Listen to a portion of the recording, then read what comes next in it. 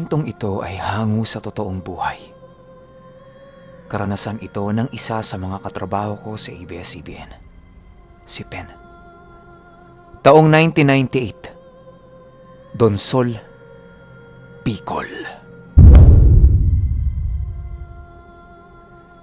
Itong mga panahong ito, nasa edad 18 pa lang si Pen. Nakatira siya sa Quezon City. Aminado naman si Pen na medyo bulakbol siya nitong mga taong ito. Dahil sa pagiging bulakbol niya, nagkaroon siya ng maraming kaibigan sa QC. Ang sabi pa niya, mas lamang ang tambay niya noon kesa pagpasok sa eskwelahan. Merong best friend itong si Pen. Nakamamatay lang ng pinsan. Bata pa yung pinsan nun, mga edad 12. Yung pamilya nitong bata, taga Bicol. Kaya lang sila nasa QC kasama ang tatay niya kasi doon siya nag-aaral. Bale, bukod doon sa pamilya nung kaibigan ni Pen, lahat ng mga kamag-anak nila ay nasa Bicol.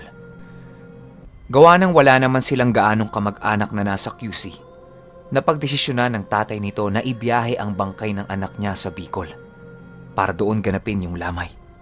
Kung tutuusin, isang araw nang patay yung anak niya. Medyo naguguluhan siya at wala sa wisyong mag-isip kung saan ito ibuburol kaya inabot pa ng 2 araw bago siya nakapagdesisyon. Bumiyahe silang lahat noon sakay ng isang arkiladong jeep. Marami silang pumunta ng Bicol noon at isa sa mga kasama nila ay si Pen. Nga pala, bago sila bumiyahe, kinailangan muna nilang kuhanan ng permit yung bangkay para maibiyahe nila ito. Ito kasing panahon ng 90s, usong-uso yung ginagamit yung bangkay para taniman ng droga. Nung nakarating sila ng Bicol, gulat na gulat si Pen sa lokasyon ng bahay ng mga kamag-anak nito. Ayon kasi kay Pen, noong mga panahong yon yung tinatayuan ng bahay, medyo malapit sa cliff. Tapos kung hindi mo kabisado yung daan, maaari kang mahulog doon. Kasi wala kang makikitang harang. Tapos sobrang dilim ng lugar. Ngayon kasi, yung dulo nun meron ng talipapa. Kaya hindi ka na magdidire-diretso kapag dumaan ka sa daanan na yon. Ibig sabihin lang, nasa pinakadulong parte na sila ng Donsol. Tiningnan ni Pen yung buong bahay. Ayon dito, sobrang laki nun. Kahit marami sila, marami pa ring sobrang kwarto para sa kanila. Kaya naman yun ganun. Mula pa nung unang-unang panahon, pinatayo na yun ang mga kamag-anak nila. Hanggang sa nilakihan ng nilakihan pa ng mga tumira rito. Kumbaga, ilang henerasyon na ng pamilya nila ang tumira doon. Tapos pagpasok mo sa loob ng bahay, mawiwindang ka. Dahil ang bubungad sa'yo, isang malaking pader na punong-puno ng mga litrato ng mga naunang tumira doon. Kumbaga, ando doon yung family portrait nila. Hindi lang basta portrait. Family tree na portrait. Gulat na gulat si Pen. Tsaka, entrance pa lang ng bahay, sobrang bigat na ng pakiramdam niya. Though, hindi naman siya naniniwala sa mga multo-multo. Pero iba ang bigat ng bahay na yon.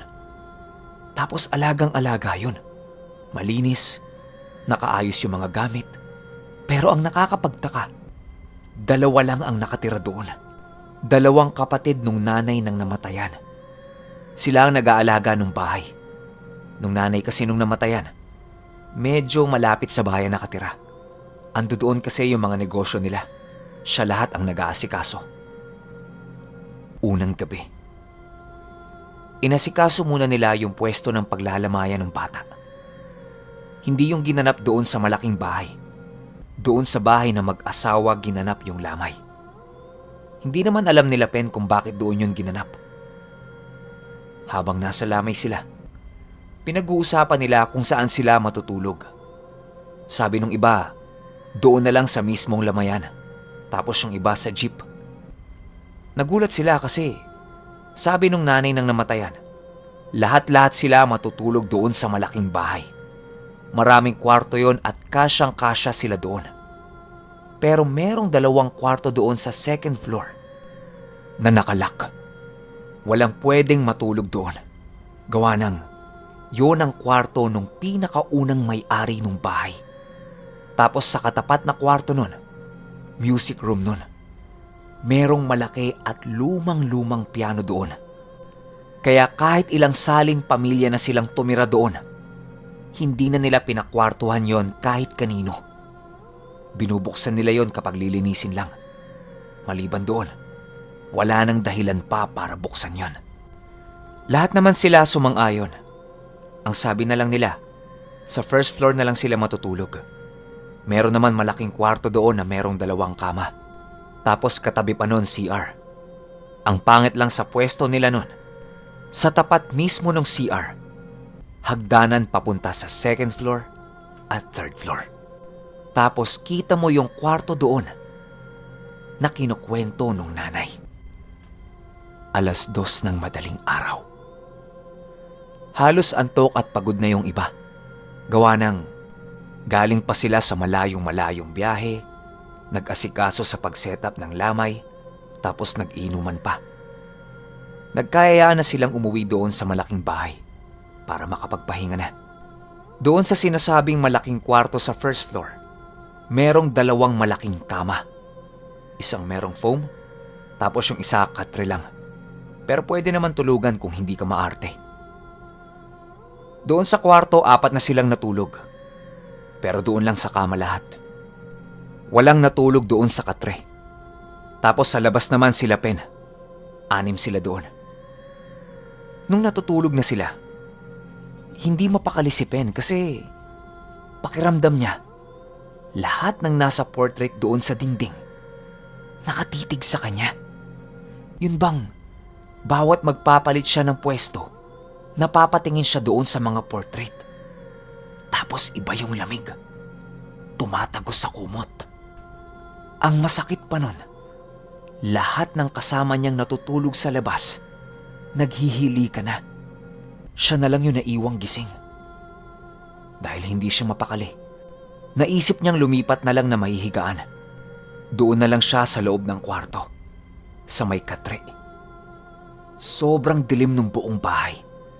Halos mahihirapan kang makakita sa loob. Ang tanging nagbibigay liwanag lang sa kanila, yung buwan, tapos ilang pirasong lampara. Nung nasa kwarto na si Pen, dahan-dahan siyang tumapak doon sa katre. Kasi baka magising yung mga natutulog sa kama kapag nag-ingay pa siya. Bigla-biglang lumangit-ngit yung katre. Tapos narinig niya yung mga kasama niyang nagsalita ng, "Ayun na, may multo talaga rito, sabi ko sa iyo eh. Usog ka doon, usog ka, usog." Si Pen naman, matawa-tawa kasi hindi lang pala siya nag-iisip na merong multo doon sa bahay na yon. Siya naman, hindi nagsalita. Tapos patuloy siyang nagpapalangit-ngit ng katre. Hanggang sa tumahimik na lang yung mga kasama niya. Nagsimula na ulit magpaantok itong si Pen. Hindi na siya gumagalaw dahil pakiramdam niya aantokin na siya. Nang biglang lumangit-ngit yung hinihigaan niyang katre. Dahan-dahang binaba ni Pen ang ulo niya para tingnan kung anong nagpapatunog doon. May nakita si Pen. Nakaupo sa paa niya. Hindi niya maaninag kung babae ba ito o lalaki. Tapos dahang-dahang humaharap sa kanya. Naninigas ang buong katawan ni Pen. Tapos tumayo yung nakaupo. Humarap sa kanya at ibinuka ang 2 kamay. Sabay tumalon papunta sa kanya. Bumalikwas si Pen sa higaan niya. Tapos paggising niya, umaga na. Tiningnan niya yung mga kasama niya sa kwarto. Yung 2 doon nakaupo na. Nakatitig sa kanya tapos sabi nitong isa, "Kanina ka pa ungol ng ungol dyan. Akala namin mamamatay ka na. Ikaw pala yung nag-ingay kagabi. Akala namin kasi minumulto na kami. Takot na takot kaya kami. Oo yan, tama lang sa'yo yan, karma mo. Sabay tayo at niyaya na siyang mag-almusal. Ganon ulit yung naging routine nila. Tambay sa lamay, kwentuhan, inuman. Maaga pa lang kasi may mga tao na doon at nagiinuman na din. Ikalawang gabi. Inabot sila ng 7:00 ng gabi. Tapos nagkayayaan na din agad umuwi. Kasi 11:00 pa lang ng tanghali nagiinuman na sila. Ganon ulit yung dati nilang pwesto. Pero sa pagkakataon na to, kasama na nila yung isang kapatid ng babae. Kasama nilang natulog sa kwarto kasama yung pinsan nito, yung kaibigan ni Pen. Mabilis lang nakatulog yung mga nasa loob ng kwarto. Tapos maya-maya pa, merong bumangon doon sa kama. Naalimpungatan si Pen. Tumayo yun tapos pumunta ng CR. Pagtapos nung umihi, tumapat ito sa hagdanan. Tapos sinabi niyang, "Oh, Luz, ginagawa mo dyan? Sino yung bit-bit mong bata? Di ka pwedeng pumasok dyan, di ba? Lika na, baba ka na." Casual na casual niyang kinakausap ito nang maalimpungatan yung asawa ng Luz na natutulog sa labas. Ang sabi nito, "Hoy, anong Luz? Andi dito yung asawa ko, oh, tulog." Pagbalik niya ng tingin niya sa itaas ng hagdanan, ang nakita na niya, isang matandang babaeng nanlilisik ang mga mata at nakaturo sa kanya. Animoy nagliliwanag ang mukha nito dahil sa sobrang puti. Nagsisisigaw siya at halos mabulabog silang lahat doon sa bahay. Alam nilang hindi nagbibiro yun. Gawa ng sobrang takot na takot ang mukha nito at namumutla ang mga labi. Sabayan pa ng panginginig ng katawan.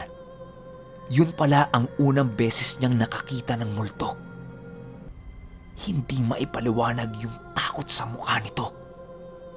Ang ginawa nila, pinainom ito ng tubig at pinakalma. Matapos siyan ay hindi na sila natulog lahat. Kinaumagahan, nasa mahabang mesa ulit silang lahat at nag-aalmusal.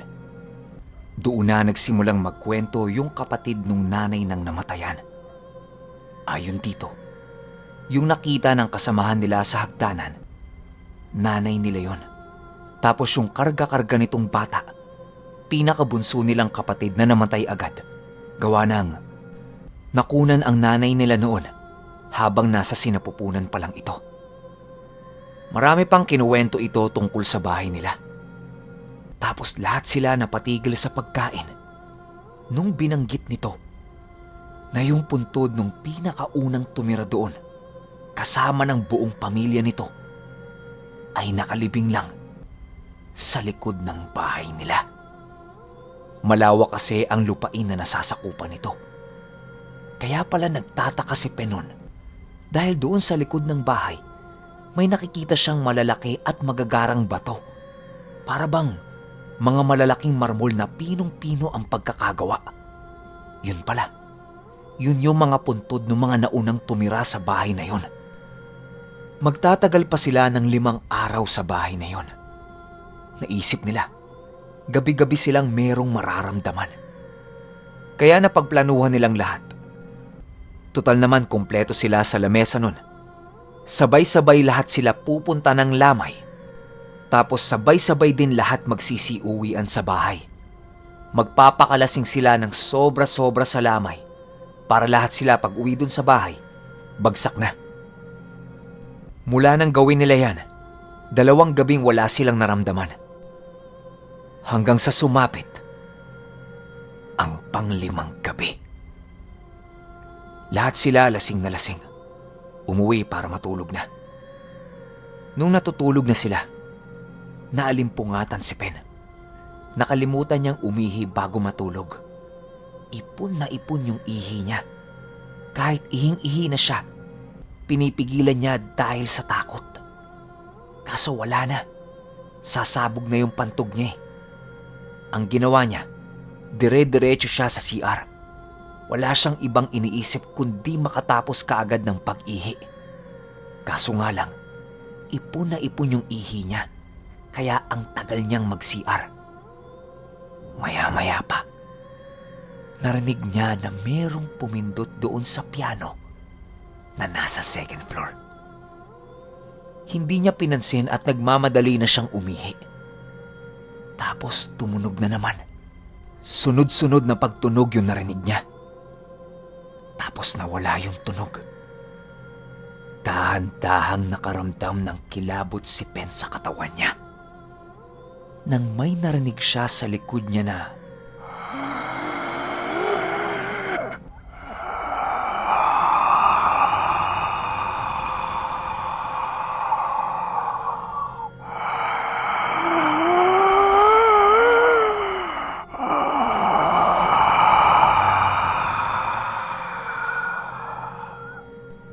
ramdam na ramdam ni Pen na parang malalaglag na yung kaliwang tenga niya dahil sa naririnig niya.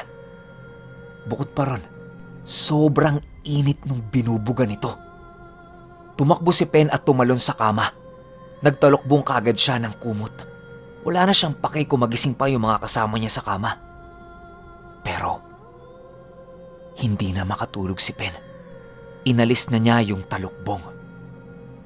Nagpapaantok na siya ulit. Nang biglang narinig niyang merong nahulog sa kama nila. Pagtapos nung paghulog na yon, nagsisisigaw si Marlon. Para itong baliw na sigaw ng sigaw. Lahat sila nagising. Tapos tinanong si Marlon kung anong nangyari. Ang kwento ni Marlon, naramdaman niyang mauhulog na siya sa kama.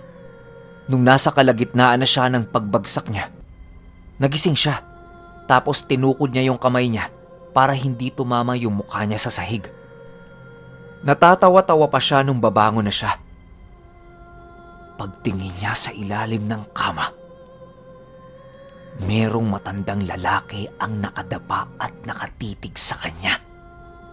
Meron yung makapal na bigote at pulang-pula yung mga mata. Matapos magkwento ni Marlon yan, tumakbo ito sa CR tapos suka siya ng suka. Lahat sila hindi na ulit natulog nung gabing yon. Kinaumagahan, nagkwentuhan na naman sila ng nangyari. Matapos marinig ito lahat ng tatay ng namatayan, nagpasya siya na doon na lang sa bahay nila patulugin ang mga ito. Kung hindi kasya, sa jeep na lang yung iba. Huling araw. Ito na yung ikasyam na araw na patay na yung bata. Bale, pang 1 week na nila sa Bicol. Lahat sila kumakain na ng tanghalian sa lote ng malaking bahay. Kwentuhan, kulitan, masaya nung araw na yon. Kasabay ng pagtawa nila ng malakas, bigla na lang tumunog yung piano na nasa second floor.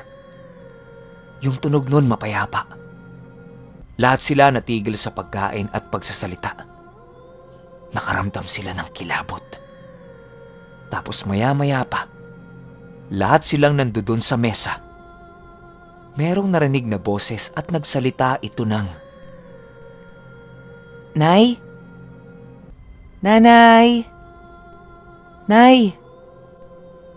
Biglang humagulgol yung nanay nung namatayan. Sabi ng asawa niya, ando doon yung anak nila. Siguro, pinapanood sila. Nagsalita yung asawa niya ng, "Miss na miss ka na namin, nak. Bantayan mo sila nanay at tatay, ha?" Bigla na lang nag-iyakan ng lahat nun. Napalitan ng iyakan yung tawanan nila. Matapos yun ay nagdasal silang lahat ng mataimtim. Ang sabi ng tatay nung namatayan, nasa lupa na yung kaluluwa ng anak nila dahil sumapit na ang araw ng ikasyam.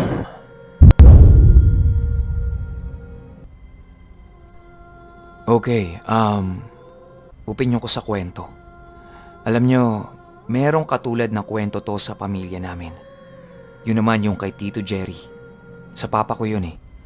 Nung ikasyam na araw ng kamatayan ni Tito Jerry, biglang nagulat yung papa ko kasi sa higaan niya, merong biglang nanggulat sa kanya. Tapos sinabi sa kanyang, "Tony Boy, gising na! Inuman na tayo!" Kaya yung ikasyam na araw, sobrang naniniwala ako dyan. Yan na yung parang hihiwalay na yung kaluluwa sa katawan, tapos magpapagala-gala na sa lupa. Wala akong masabi sa kwento ni Pen, kundi 100% totoong totoo. Yung bahay lang talaga, medyo marami nang nakatira. Hindi tayo sigurado kung yung mga kaluluwa ba talaga yon o yung mga mapaglarong elemento. Ang maganda siguro, ipabless yun. Pero ayon kay Pen, sumadsad yung buhay ng mag-anak na yon. Kaya binenta din nila yung bahay. Pero kayo, anong opinion nyo sa kwento natin? Yun lang. Hanggang sa susunod na kwento. Salamat.